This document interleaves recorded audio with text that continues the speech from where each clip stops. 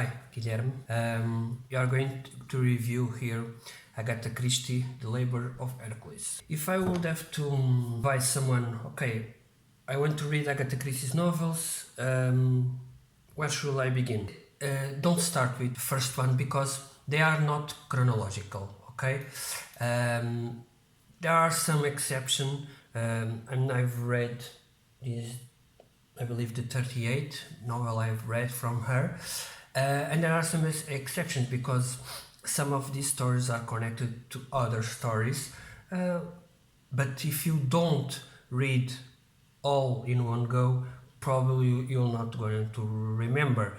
Like Lord Edgar dies, you should read that before, after the funeral, or Five Little Pigs should be read before Elephants Can Remember, and there are others, you can check in the internet.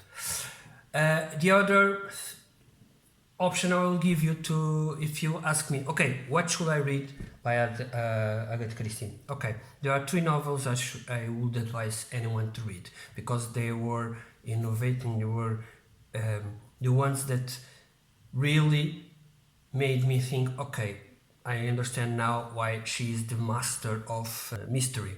The first one is The Murder of Roger Ackroyd. Okay, this is probably the best one. The second one would be And Then There Was None. This is my second favorite Agatha Christie novel. I've read it and I've also seen the series, the series from BBC and a movie and audiobook, and it's brilliant. The third one I would advise is The Murder of the Orient Express. And now tie with that one, I would advise anyone The Labor of Hercules. Okay, first of all, this is not a complete full-length novel, okay? This is 12 short story collection, okay? But basically every story connects to one of the 12 labors of Hercules, like the Nemean lion, or the Lernaea hydra, or enfim, the Cretan bull, and so on. I don't know all of them, of course. They are not connected in any way in terms of characters, but with the exception of two stories. It's the second story, no, it's the first story, Nemean Lion, and the last one. Okay, they are connected because they have a character that enters in both stories. But of course, Hercules will not find the Nemean lion. They will not fight it, Nemean lion. But instead of a lion, it's a dog, a Pekingese dog, and so on. They are analogies of the things that are happening, and you can say, okay, I understand that. I understand why did you make that obsession. The birds, they are talking about women, and so on. It's very interesting. So I would advise this novel to anyone that would like to enter Agatha Christie's world, but don't want to commit to a full-length novel. Okay, so read one of two or two stories from this, and you will get the impression, you will get the feeling, oh, this is Hercules. Okay, this is how it works. Because one of my problems with later novels by Agatha Christie was that she lost herself in words. Okay, basically, one of the things I've already written before is that in the beginning, in the first novels, Poirot enter right from the beginning until the end. Usually it would be something like, okay, I will go to Poirot and Poirot will help me on that, and then the story will flow with Poirot in the center. Later novels, as she got older, I believe, don't trust me on this, but I think I've read it somewhere, that she was getting sick of Poirot. She wanted to write other characters like Miss Marple or Superintendent Battle, or others more and she began to write less Poirot, and in the consequence the novels that preceded this one, the around the late 30s or so, she began to put Poirot in the stories, but just in the end, like, okay, this is happening, and half or a quarter to the end, Poirot appears, they tell him the story, okay, it's this, and basically that's it. And and I understand that, because I can understand that she did this because it's a way of living, pain, and she didn't want to betray her fans and so on. But one of the most interesting things is that, and you must think this, in in the beginning she started writing novels. I believe the first one was in the let me check, but it was in the 1990, yeah, 1920, The Mystery Affair of Styles. And then she wrote every year or 2 years a novel and so on.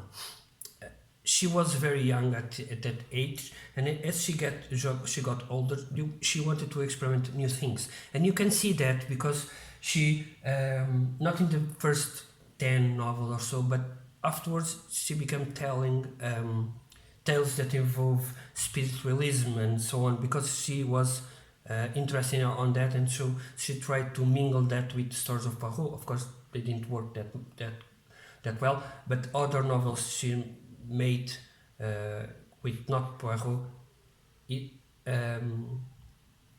it worked, okay, because we are expecting to see a scientific man and then supernatural. They don't mix. I believe there are a couple of novels that deal with supernatural elements, but always they are not all there. They're there, but they are not there. They are. She in. I don't believe I read something that she said that she truly believes on that. Okay, in that. Okay, but it's things and ideas and such. One of the things I have noticed in later novels from the 40s onwards is that she often criticized society as she got older. She criticized society because, yeah, I believe that a person that lived in the late 80s and early 90s, men and women behave in a way, and then afterwards they change their way of behaving, and they change their way of dealing with things, and things that were very important, like honor, like husband and wife, and status and so on. They become less and less important, and in the late 40s and 50s and the early 60s, that was dwindling, and old people were dying, and new people were substituting the old people and old mentality. And I believe she lived in a transition period, and those tales really focus on that. And to me, because to me they didn't work as good. I prefer the early novels than later. Okay, but that's an opinion. If you read these three books, you know why Agatha Christie was the most important woman on mystery. And that's it. That's my review. Go read the three books, then go for this if you want, or do it like me and read the whole bunch, because they are fun read. I've been reading this for 2005 when I started reading Agatha Christie. It's now 2021, and I'm reading this.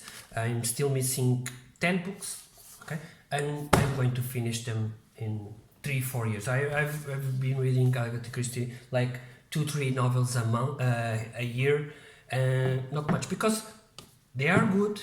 They are not brilliant, but they are good, and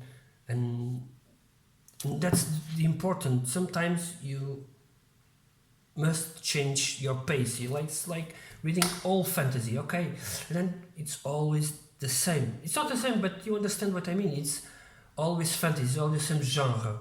And if you change to, okay, let me read now sci-fi, okay, let me read now horror, okay, let me read now mystery, it changes the pace and your mind and becomes with hunger to read, okay, let me go back to fantasy, that's my world.